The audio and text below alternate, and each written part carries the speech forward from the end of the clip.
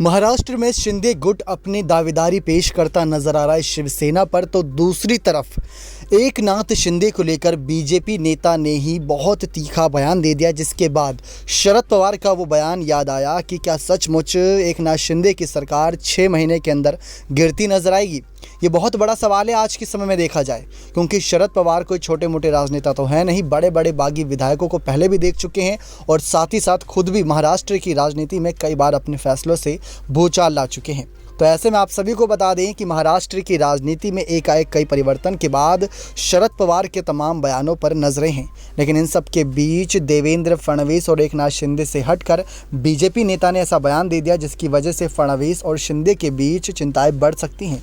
आपको बता दें, भाजपा की महाराष्ट्र इकाई के अध्यक्ष चंद्रकांत पाटिल ने शनिवार को फडणवीस शिंदे सरकार पर बड़ा बयान दिया। उन्होंने कहा कि भाजपा ने देवेंद्र फडणवीस की जगह शिवसेना के बागी नेता एकनाथ शिंदे को भारी मन से राज्य का मुख्यमंत्री बनाया था।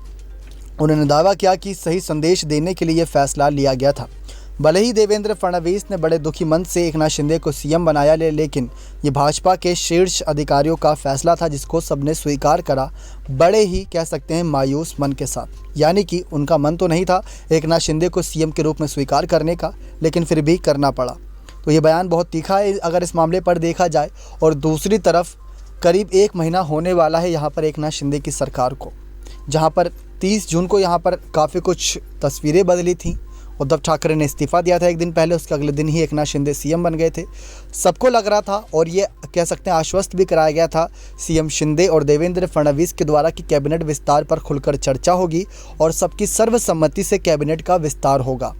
लेकिन अब अगर देखा जाए तो कैबिनेट की बैठक को लेकर जब भी खबरें सामने आती हैं तब भी कोई ना कोई यहाँ पर मायूसी हाथ लगती है, क्योंकि बैठक का निष्कर्ष नहीं निकलता और उसको अगले फैसले पर टाल दिया जाता है।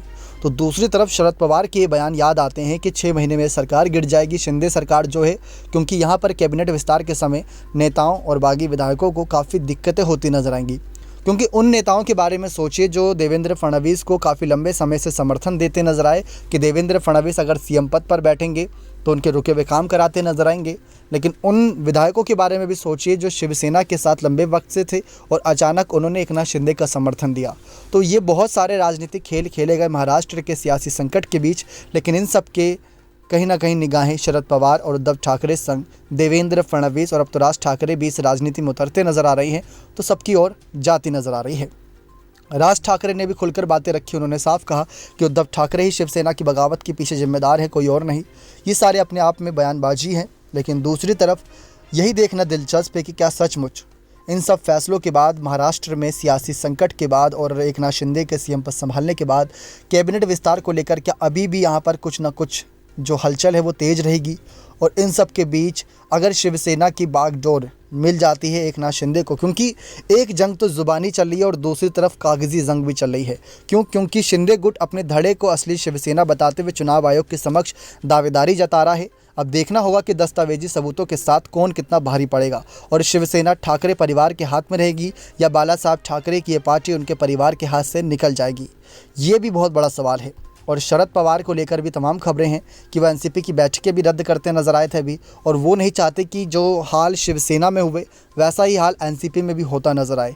तो एक तरफ एकनाथ शिंदे का गुट, दूसरी तरफ एनसीपी जो कि शरद पवार की है, तीसरी तरफ यहाँ पर उद्धव ठाकरे की शिवसेना, देवेंद्र फडणवीस की भारतीय जनता पार्टी, राज ठाकरे की मनसे प्रमुख पार्टी, सब इस समय महाराष्ट्र के सियासी भूचाल के बीच फंसते नजर आ रहे हैं और वोट बैंक बढ़ता नजर आ रहा है।